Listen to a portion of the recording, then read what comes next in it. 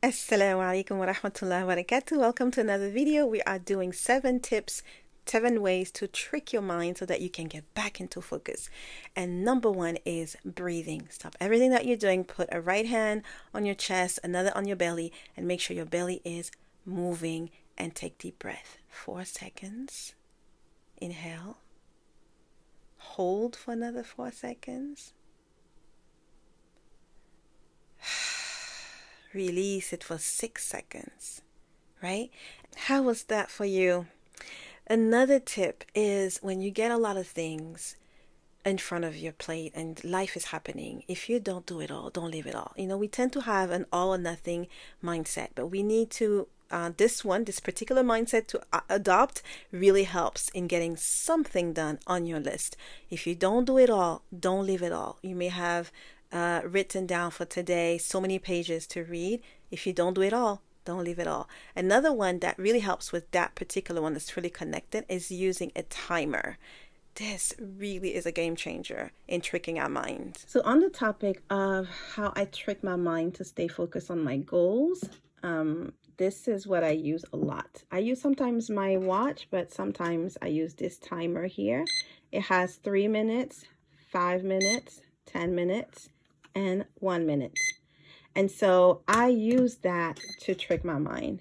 If I'm thinking, oh, I don't have time to read, my pages of Qur'an, there's so much going on, that I said, no, I may not have a lot of time, but I surely have 10 minutes or 5 minutes or even 3 minutes. I'm just going to read for the time of 3 minutes or 5 minutes because, I will at least get that in. And when I say 3, 5, or even 10 minutes, it tricks my mind, and I do it several times throughout the day. I'm like, oh, Salah is in about 15 minutes. I can actually read for about 10 minutes. Let me put the 10-minute timer.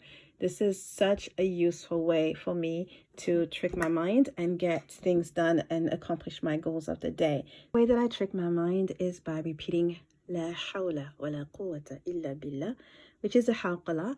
And for that, I'm going to take you to this passage. I talk about it when I teach the name of Allah Al-Qawi, and that's the name that we did in the membership club this month. So I'm going to take a sample of that for you to benefit. Arrogant, there's no point in trying to fix things on your own, or even in saying, I should be doing this. That's another thing I hear from my students. Well, I should be reading better than this. Says who? Well, I don't know why I'm still on this page. Keep working at it. Ask Allah, ask Al-Qawi to help you. Like, we shouldn't think that we have strength that we don't have.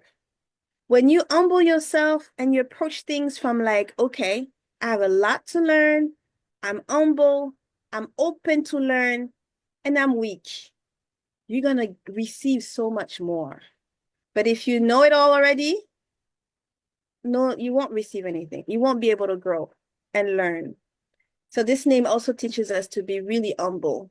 And this is why we basically call on Al-Qawi indirectly, but we call on Al-Qawi when we hear the adhan. When we say La hawla wa la quwwata illa billah, we are calling on Al-Qawi. We're saying I can't come to prayer, I can't come to success, except if you make it possible for me. Another way that I trick my mind, especially when, I'm overthinking, it does happen that I get into these overthinking. So you're overwhelmed, you keep ruminating the same thought over and over and over, and you keep thinking of worst case scenarios.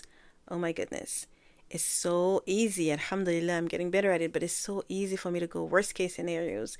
And so one way to break this so I can get back into focus and not just waste all my time thinking over something that's outside my control, for instance, is to tell myself, so what? And this is one of my favorite, my coaching clients love this technique.